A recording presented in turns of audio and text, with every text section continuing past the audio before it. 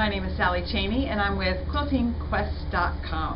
And I want to start off by telling you that in the summer of 1977 I spent the summer with my English family and my grandmother.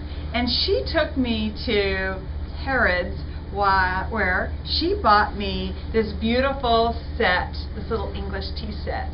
And there were actually two events that happened to me that summer that were life-changing.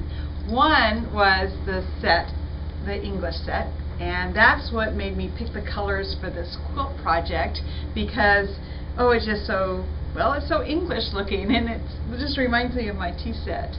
And the other was, I went to my cousin's grandmother's house where I saw for the first time in my life a quilt. And even though at the time I was 19 years old, I had never seen a quilt before, and my world just opened up. The colors and the designs, I couldn't believe it. And that night was the first night of my life I could not sleep. The whole summer, all I thought about were quilts, quilts, quilts.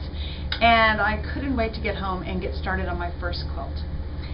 However, I started my first quilt and I actually gave up on the project because I was, well, for one thing, I was overwhelmed with the project, the size of it. And my seams didn't match, nothing matched, and they puckered, and the edges were wavy.